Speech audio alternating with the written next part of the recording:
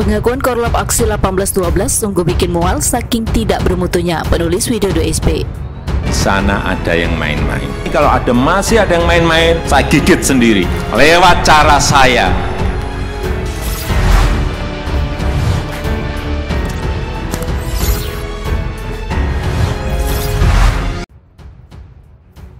Jelang memasuki libur akhir pekan, kurang afdal rasanya kalau saya tidak menulis minimal satu artikel mengomentari aksi 4 angka yang lagi-lagi digelar oleh kelompok yang diduga simpatisan dan pendukung dari Ormas Front Pembela Islam.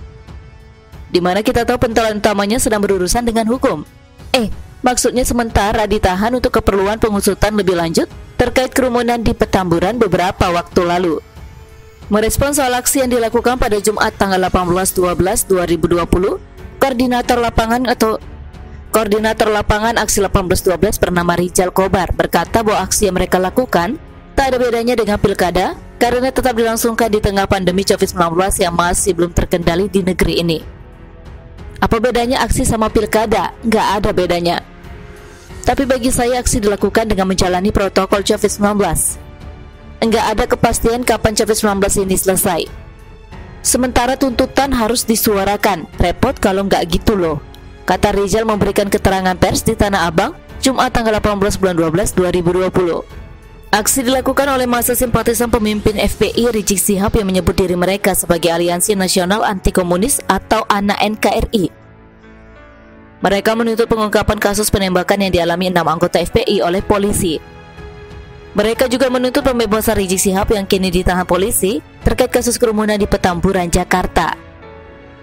Dan seperti biasa alias khas kelompok macam ini, ketika urgensi dan keamanan aksinya dipertanyakan di tengah pandemi COVID-19, Rizal pun bersikukuh bahwa aksi mereka dilakukan dengan tetap menjalankan protokol COVID-19.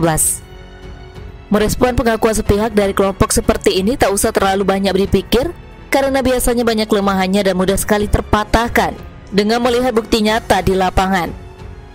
Ini mirip seperti pengakuan bahwa kelompok yang bermarkas di kawasan Petamburan itu dalam setiap aksinya tak pernah membawa senjata, apalagi senjata yang membahayakan.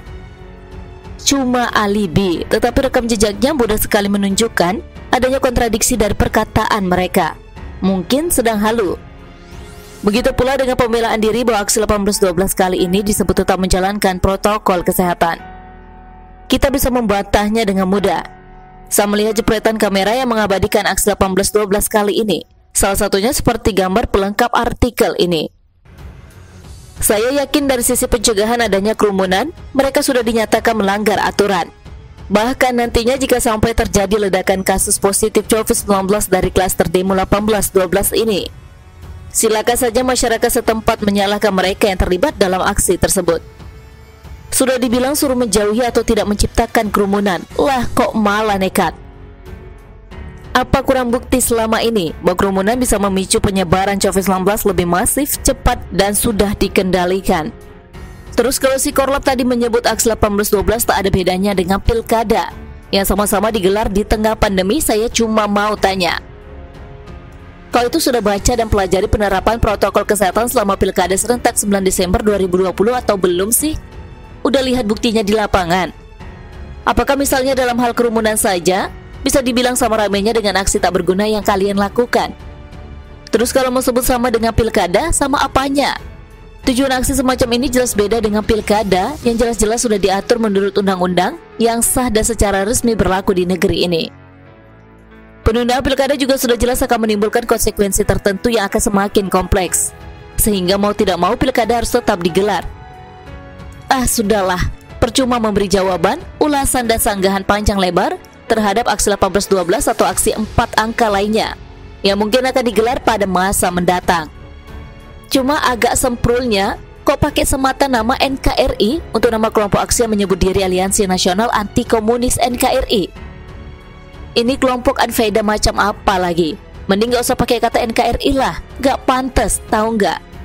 Sudah aksinya tak berguna, tidak tepat sasaran, terkesan memaksakan kehendak lewat tuntutan terkait Rizik, dan sudah barang tentu bagi saya khususnya bikin mual. Bahkan muak saking tidak bermutunya. Begitulah kura-kura muak. Mantan Kepala Badan Intelijen Negara atau BIN, Hendro Priyono menyebut bahwa dirinya Rizik dan Abu Bakar Bashir dimanfaatkan oleh sejumlah politikus. Mereka politikus mengambil kesempatan ini untuk kepentingan politik pribadinya. Jangan sampai manuver-manuver mereka yang menyesatkan itu memperbudak pikiran kalian, terutama generasi muda. Katanya lewat keterangan tertulis seperti diberitakan Republika. Menurutnya, jika teroris merupakan pohon, maka akarnya adalah radikalisme. Adapun radikalisme yang dikembangkan oleh ABB dinilai telah didukung oleh HRS. Ia mengutip kata Kiai Haji Mustofa Bisri, berhentilah mempertuhankan dirimu sendiri dengan mengadili orang lain sebagai perbuat ma'ruf atau mungkar. Berhentilah membenci, menyakiti atau menghukum orang lain. Kalian dan tak seorang pun dari kita pernah mendapat mandat dari Allah. Tidak juga dari hukum negara atau mandat dari rakyat Indonesia. Kalian hanya terjebak oleh para politikus yang menyalahgunakan keimananmu, kata Hendro Priyono. Masyarakat pun diimbaunya untuk tidak mendengarkan ceramah atau dakwah yang menghasut dan menyebarkan berita bohong. Menurutnya, mereka hanya berteriak membakti, seolah-olah membela pemimpin dan membela agama. Sejatinya mereka hanya mau menunggangi kamu untuk keperluan politiknya atau nafsu pribadinya, katanya. Sudah cukup sampai di sini. Saya merasa ini hanya dugaan saya. Ini ditunjukkan atau sebuah kritikan kepada beberapa orang. Salah satunya adalah mereka yang ingin menjamin agar Rizik tidak ditahan. Kalian pasti tahu siapa-siapa saja orang tersebut. Mereka ingin menjamin tentu saja karena punya hubungan baik dengan Rizik. Lihat saja jejak digital mereka. Tidak kurang, tidak lebih. Tidak percaya. Orang tersebut coba tanyakan ke dia, kalau dulu Ahok ditahan, apakah punya pemikiran sama untuk menjadi penjamin? Mereka pasti bakal diam 1000 bahasa. Jadi rasanya sulit percaya kalau netral. Netral ke kelompok sendiri atau yang sejalan mungkin benar. Soal manuver politisi yang memanfaatkan kasus Rizik ini, saya tidak bisa tidak setuju. Sebuah isu tetap ada yang bakal menggoreng atau bahkan memperkeruh situasi. Sudah ada banyak contohnya. Entah itu mau sok eksis atau ingin dianggap pahlawan kesiangan atau ingin bikin kisruh atau mau cari simpati. Mereka ini adalah orang-orang yang munafik. Mereka pada dasarnya tidak senang dengan pemerintahan saat ini, sehingga rela bikin ribut negara ini dengan merapat ke sosok-sosok yang bahkan sangat kontroversial sekalipun. Sudah jelas Rizik ini bikin ulah, ceramahnya mengerikan, arogannya luar biasa parah. Berani menantang aparat, wajar kalau ditindak. Orang macam apa yang berani membuat opini menyesatkan? Kalau pengikutnya masih bisa dimaklumi. Tapi ada politisi yang cari muka dengan mulut sampahnya, memperkeruh situasi dengan statement busuknya. Soal imbauan kepada masyarakat untuk tidak mendengarkan ceramah atau dakwah yang menghasut dan menyebarkan berita bohong, saya juga setuju. Sejatinya mereka hanya mau menunggangi kamu untuk keperluan politiknya atau nafsu pribadinya.